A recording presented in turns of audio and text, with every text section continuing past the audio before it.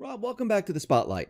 Pleasure to be with you again. Good man. Yes, thank you for coming back on here. And I wanted to talk about the economy because the Fed just raised the rates once again. And I wanted to get your take on where the economy is headed with them raising the rates. And of course, they're talking about December raising the rates once again. And I wanted to get your take on the economy, precious metals. What does this mean for both of those, the precious metals and the economy? Well, in the context of rising rates, what we've mostly seen in the interest rate complex, Dave, is a flattening of the yield curve.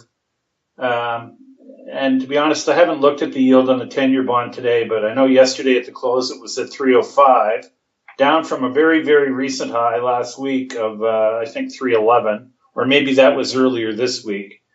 But while short-term rates have admittedly been nudging up, long-term rates essentially are unchanged. Or at least have not gone up in a pronounced way. That being said, the 10-year rate is higher than it was at this time last year when the Fed funds rate was substantially lower. So that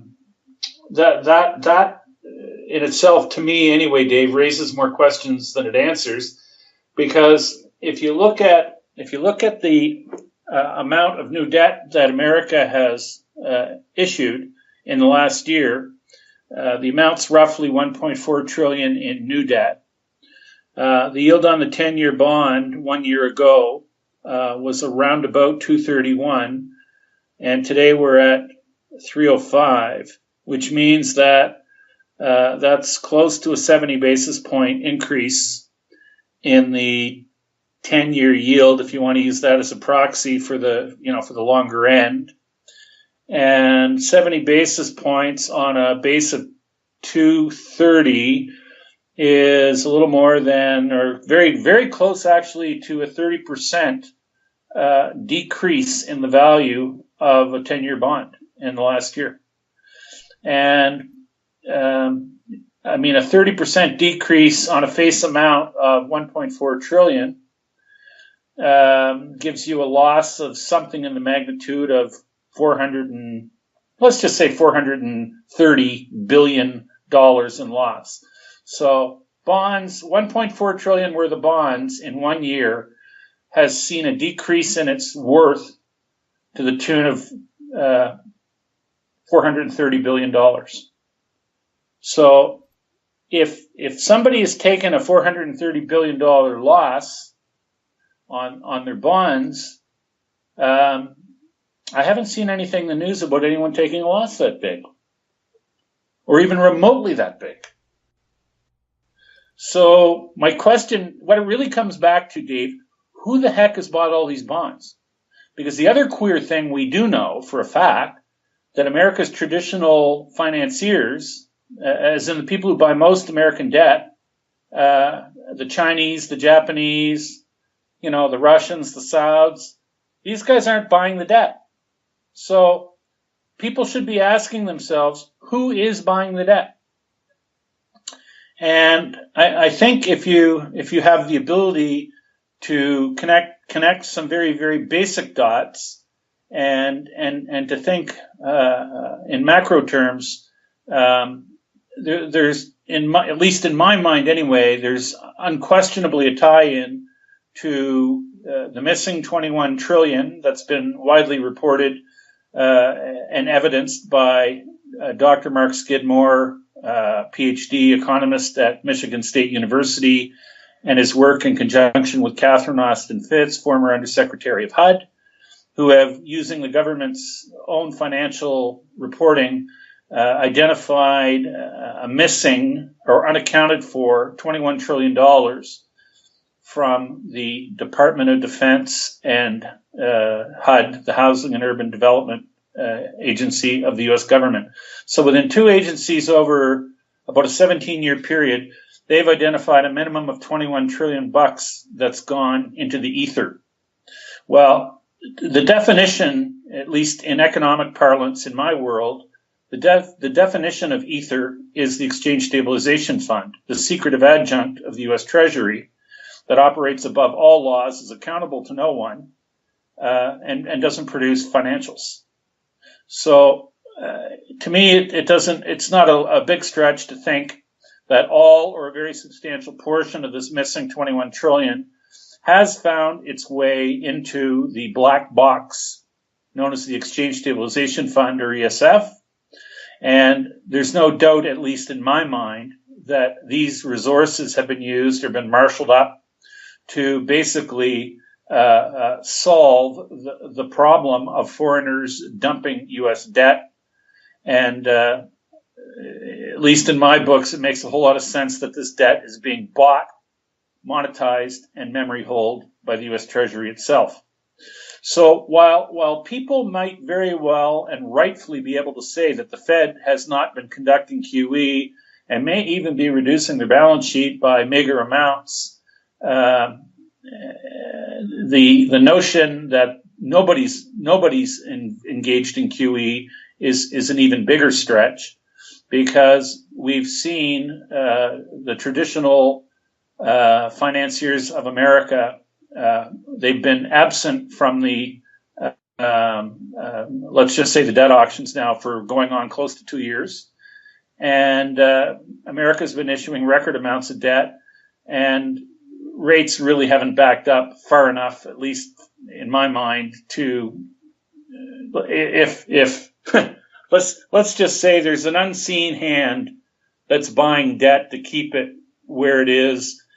And it also goes a long way to explain how the dollars remain, let's just say in air quotes, strong. Because when the world is dumping your debt, you wouldn't necessarily expect that to be a backdrop for a strong currency. And the world has been dropping American debt left, right, and center. And the dollar has strengthened. And that, to me, is also very, very evidentiary that there's an unseen hand engaged in a very macro way. So anyway, that's kind of sort of where my head's at and what I think is going on. So you think the ESF, the missing 21 trillion, this was put aside to keep the economy operational? Well, listen, the 21 trillion was put aside because the people at the Fed and the Treasury who model everything, and they're very aware of what the life cycle of fiat money is. And if anybody wants to go and Google the name Chris Martenson, who's probably appeared on your show at least once and probably more than that. Yes. And if anyone wants to Google Chris Martenson and the Crash Course, on Martenson's website, he has quite a nice little mini documentary which explains in a YouTube, I believe it's in a YouTube format. It explains the life cycle of fiat money. And what it shows is the amount of money that must be created in a fiat money system with compound interest. It explains and shows and demonstrates how the growth rate of the money supply starts off very gently sloping upward to the right, but it reaches an inflection point where it hockey sticks and it goes vertical. And you know, when a fiat money regime, when it hits this inflection point and goes vertical, it means the money supply has to grow at a vertical rate, or it collapses onto itself. And it's my sincere and honest belief that we are on that vertical growth part of the growth curve now. And the people, these alchemists, these Keynesian alchemists at the Federal Reserve who model everything and who have wargamed everything, there's no doubt in my mind whatsoever that they've modeled this and they've known in advance when they were going to inflect and knew they were going to inflect and knew that the money supply would have to grow vertically. And rather than trying to steal or create the money in dribs and drabs along the way to satisfy this vertical demand part of the growth curve for the fiat money, they've effectively created huge batches of it, and they've siloed it, and they use it, and they marshal these resources up on an as-needed basis for the inevitable rebuffment by major players. There's no doubt in my mind that they knew that the debt had to grow at a vertical rate, there's no doubt in my mind that they wouldn't have had foreknowledge that foreigners who formerly held the debt would be aware that there's something wrong and would start to abandon the debt. And, by having these extra 21, or maybe the number isn't really 21 trillion, maybe, as Catherine Austin Fitts has opined, she feels that the number might be a lot more than 21 trillion. She feels it could be 50 or more trillion. And because understand that the in-depth work that Skidmore and his research team, more PhD level economists at his research staff at Michigan State, along with Catherine's work, they've only done their homework on 2 government agencies. And when they first posted their results, they had links back to the raw government data. The first thing the government did, and the Department of Defense in particular did, was they deadened the links to basically mean that, people couldn't go back and verify that this is indeed what the government own financial reporting had posted. And then as recently as this August, as reported by Catherine Fitts, the U.S. government has now, after initially back in December ordering a complete audit, unheard of audit of the Department of Defense, they've in August they've gone ahead and classified this whole situation, which basically means we're never going to be shown any transparent results on the investigation, the government investigating itself, which basically means that we're never going to see a true accounting of what has occurred here, which basically means, again, that the U.S. government is no longer subject to accounting, period. So, this is the state of affairs. And if there was nothing to hide, and if there was nothing nefarious going on here, would the government have canceled accounting? Let me just ask you this. You were talking about the auditing of the Defense Department. Now, did the auditors, they're the ones who decided that we needed to classify this? Well, what the auditors said was, if we give a transparent accounting, we could be revealing classified information, means and methods, and that was used as a justification to classify all of this, and effectively it's basically it creates a dead end. Basically, it's like saying go away. We're not going to give you an accounting for the missing 21 trillion, period. Because most likely it was a lot more than that. That's what I'm thinking. And this is why they didn't want anyone to see, the whole accounting, the books. They didn't want anyone to see it. Well, basically what they're saying is nobody's ever going to see the books now. There are no books. There are no books to see. I wanted to go back to the fiat system, which you were mentioning, that we're on this curve. For those people who don't know, how long does a fiat system usually last? 35-ish years, which means that we were taken off the gold standard in 1971, August of 71, count ahead 35 years. That puts you at 2006. And geez, isn't it funny? Isn't that roundabout when we had a financial crisis? And that was papered over with an official rendition of QE. If we're on that part of the curve that's going vertical, I mean, how much longer can this go on then? Well, I'm gonna ask you a question to answer your question, because how long, when you see something in the financial universe that goes absolutely straight up, how sustainable is something that's going straight up? It's not at all. Well, we know that, don't we? Yeah. And I mean, if we look at money growth as reported by the St. Louis Federal Reserve, who is the keeper of the monetary aggregate data for the Federal Reserve System, if we look at monetary aggregate data, we see that the growth in the monetary base is, more or less like a curve that goes up at a pretty steep angle upward to the right. But you see that accounting of the monetary base is not including a minimum of an extra 21 trillion that's been covertly created and hidden.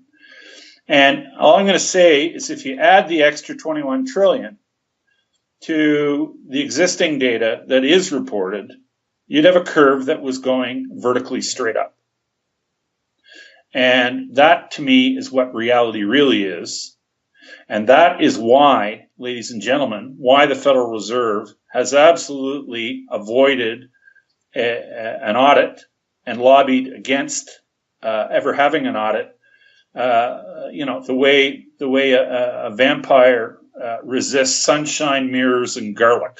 So when we get to the end of a fiat system, what does that actually mean for those people who are trying to understand this? When we get to the end of a fiat system, people that were formerly in the fiat system would be naturally, one would assume, would be trying to create an alternative system that would be hopefully up and ready to go when the existing system collapses. And lo and behold, that's exactly what we've been witnessing for the past, 5, 6, 7, or 8 years. We've seen China and the BRIC countries building parallel structures to emulate, existing structures in our dollar-centric system. It was 3 weeks ago now, the German foreign minister stated publicly that Europe needs an alternative system to the US-centric SWIFT system. They need to develop a new system of their own. Dave, if you're paying attention, these people are all screaming from the hilltops that the current system is very likely on its last legs and is showing severe signs of exhaustion. And I think they're very, very well up the curve on the extreme mismanagement in terms of stewardship that the elites in our current monetary order have exercised. And frankly, the rise of the cryptoverse also is, in my view, evidence that alternatives are being tested, tried, and being put in place to hopefully have alternatives when this current system finally falls onto its own sword.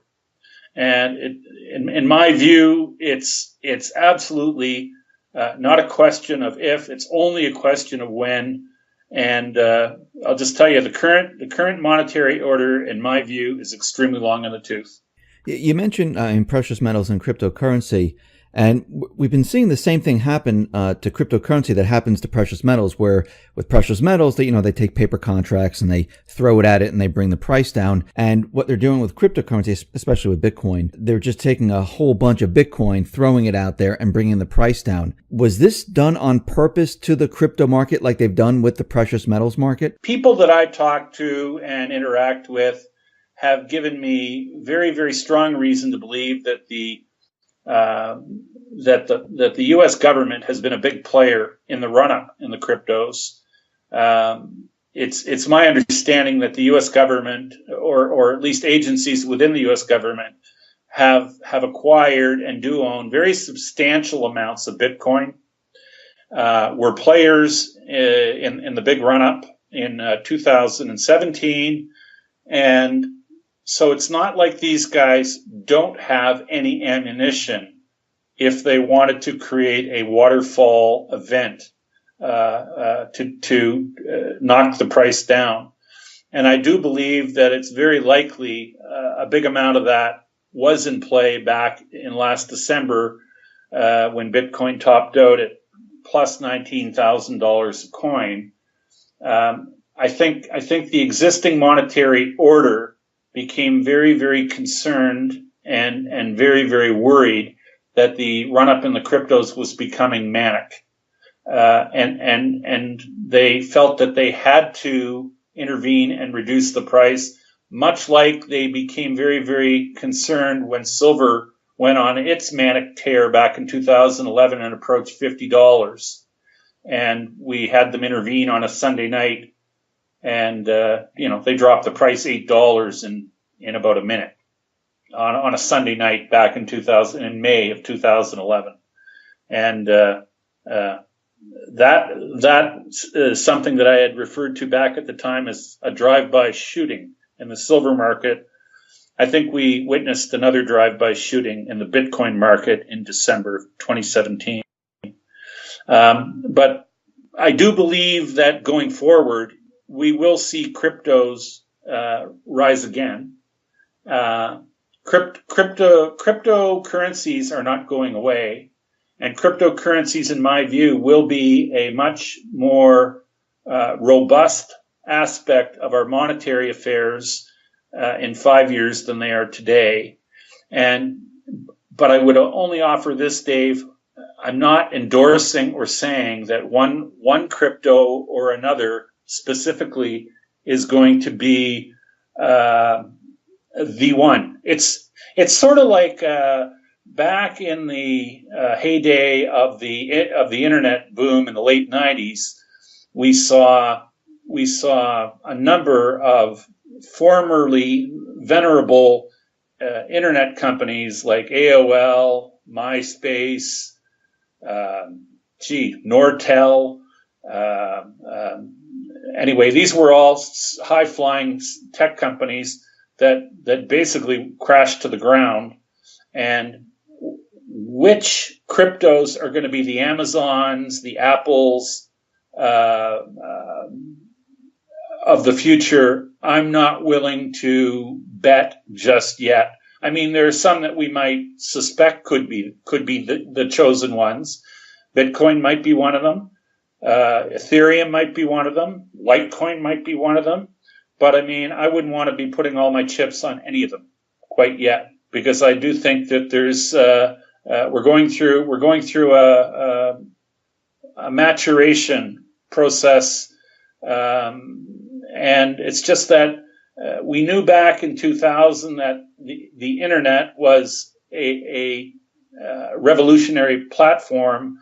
I think blockchain is a revolutionary methodology that can be applied in so many ways going forward. It's hard to say which adaptation of that, emerging methodology is going to be the winner.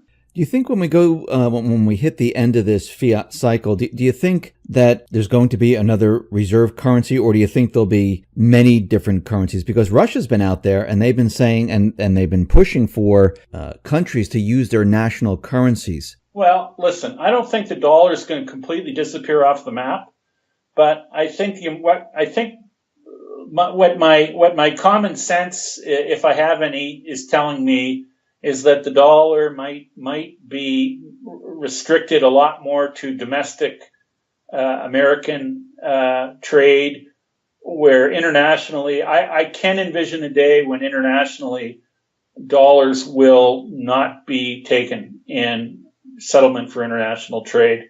I do believe that we're going to see the dollar displaced as the chief reserve currency unit, and whether the new reserve currency unit is crypto based or has a crypto aspect to it or not, I can't say for sure, but I do believe that whatever comes along next as a medium for international a settlement of international trade will certainly have a link to something tangible, and it might end up being a basket of tangibles that has a precious metals component, maybe an agri component, maybe an energy component. But I do believe that the dollar stays as the preeminent settlement currency is coming to an end. So when this does all come to an end, I mean, the people in the United States, we've been living in a world of where the reserve currency, and we're living much higher than many other countries. Is this going to change quite a bit, or is it going to stay the same? Well, basically what it's going to mean is the fraudulently created off-book dollars that we were talking about earlier, the 21 trillion in dark money that's been created fraudulently, or maybe much more than that. I feel that could turn into tapioca overnight, and that could ignite or incite a very, very, very stiff round of inflation in America, that might be something Zimbabwe-esque or Venezuelan-esque or Iranian-esque. These are all countries that are experiencing hyperinflation right now.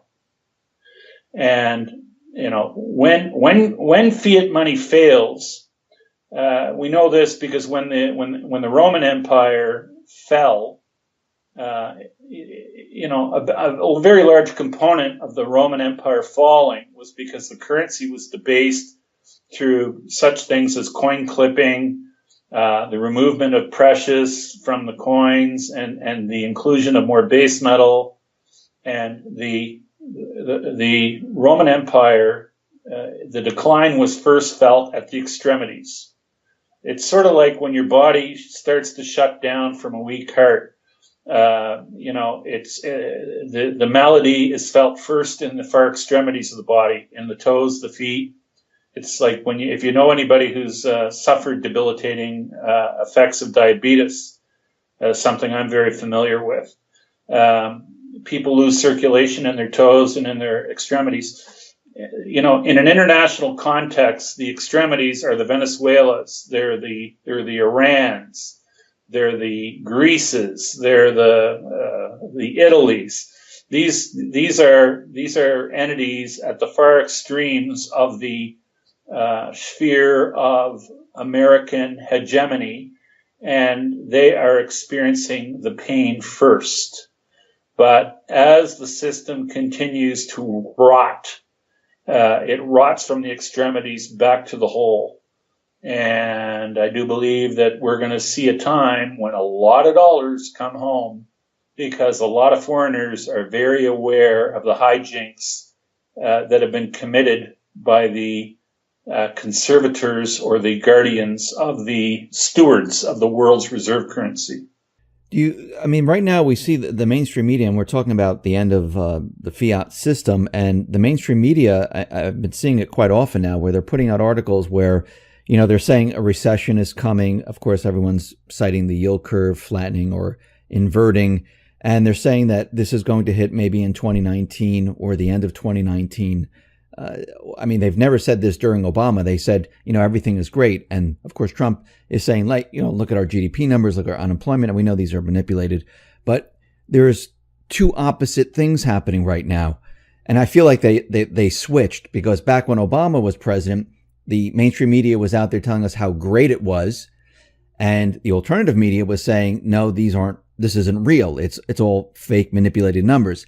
Now the mainstream media is saying that we might be headed towards a recession in 2019, 2020.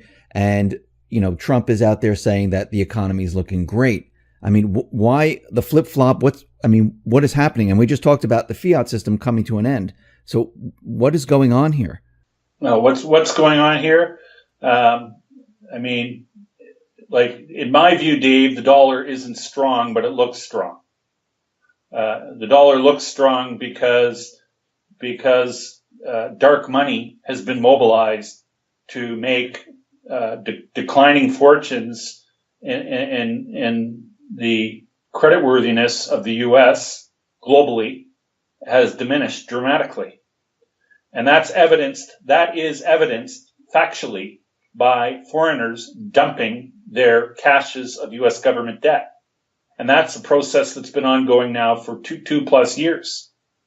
And, when foreigners are abandoning your currency, but your currency continues for the time being to be used in international trade, and you have a dramatically huge amount of dark money siloed in very difficult to see entities like the ESF, well, you can fool people for a while and, make the dollar on paper look strong.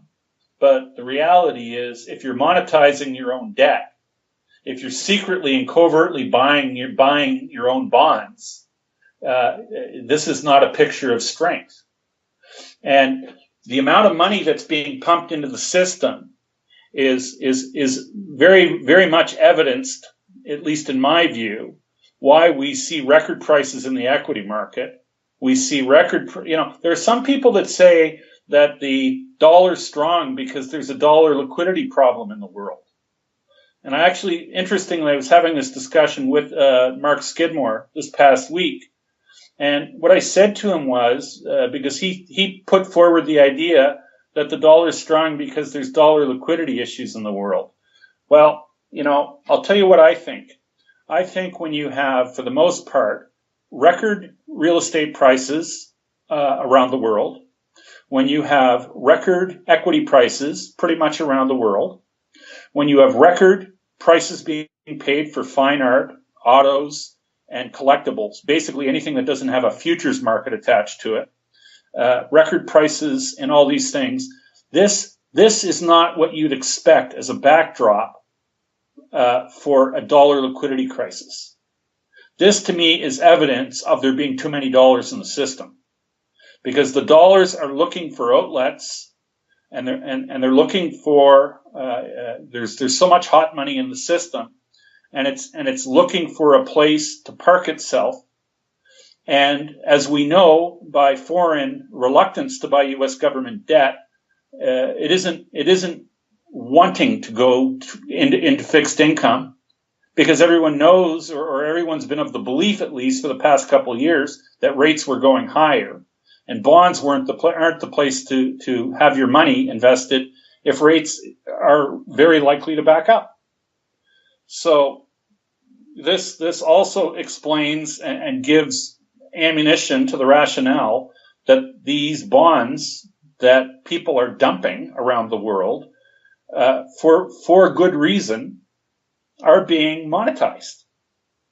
So you see, I don't believe that we have a dollar liquidity issue at all. I think there are too many dollars, and that's evidenced by, in the real world, record prices being paid for virtually everything, except, of course, precious metal, because the nominal prices of precious metal on exchanges have been crushed and have been held at multi-year lows, with the vast inflation of open interest, as evidenced on the COMEX in particular, where we've seen obscene builds in open interest on both silver and gold.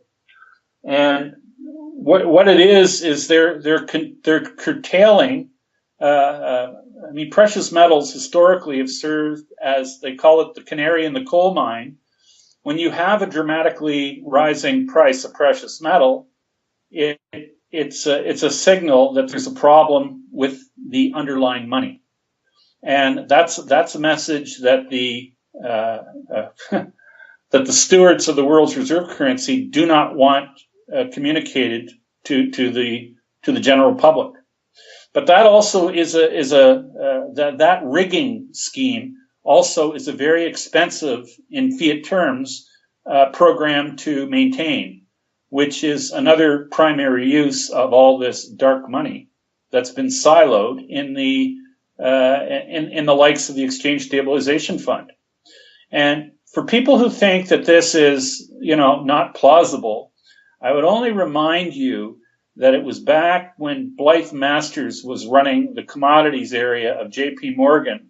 And J.P. Morgan is widely been reported to be a massive short player in the precious metals derivatives area, and a serial shorter of precious metals. And it was Blythe Masters who herself said J.P. Morgan doesn't take positions for their own book in any commodities. They only take positions of clients. And the question, the real important question that no one ever put to her was, is your client the Exchange Stabilization Fund or the U.S. government or the U.S. Treasury specifically? Because this undoubtedly is exactly what's been transpiring. And the relationship between the Fed, the Treasury, and the commercial banks in the commodity space is, when the ESF enters the market, the routing of orders goes from the ESF to the Federal Reserve, and specifically the New York Federal Reserve Trading Desk, who acts as the sole and exclusive broker of the Exchange Stabilization Fund, and then the orders are then parroted or passed on to the commercial banks or the bank holding companies from the Federal Reserve. So that's the routing of the orders.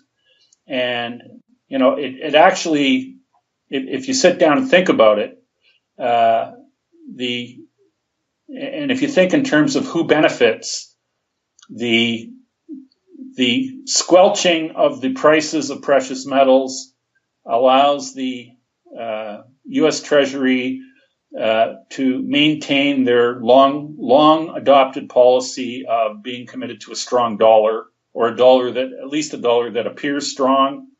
And there's no doubt in my mind that this is exactly what's been being played out now for a good number of years, hiding in plain sight, Dave. So when the fiat system comes to an end, and this manipulation, I guess, will have to come to an end, I mean, is precious metals, is it still going to be $1,100 or $1,200 for gold and $14 for silver?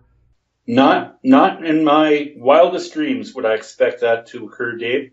I believe that there's going to be a reset on the price of precious metals.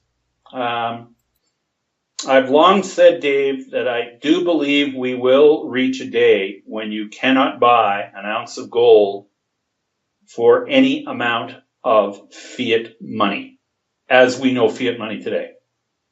So I'm thinking in terms of prices on precious metals being extremely many more multiples of what they currently are in nominal terms. Well, if that's true, then that makes sense now, because, we've been seeing China and Russia purchasing a huge amount of gold, and, they're buying it very, very cheaply right now. And if this holds true, what you're saying, they are going to be set then with all the gold reserves that they have. That would be my thinking. And I'm going to ask this question. What about the United States? Do we have as much gold as everyone is saying? I don't believe so. But America does have the most powerful military in the world, and that still counts for something. Rob, thank you very much.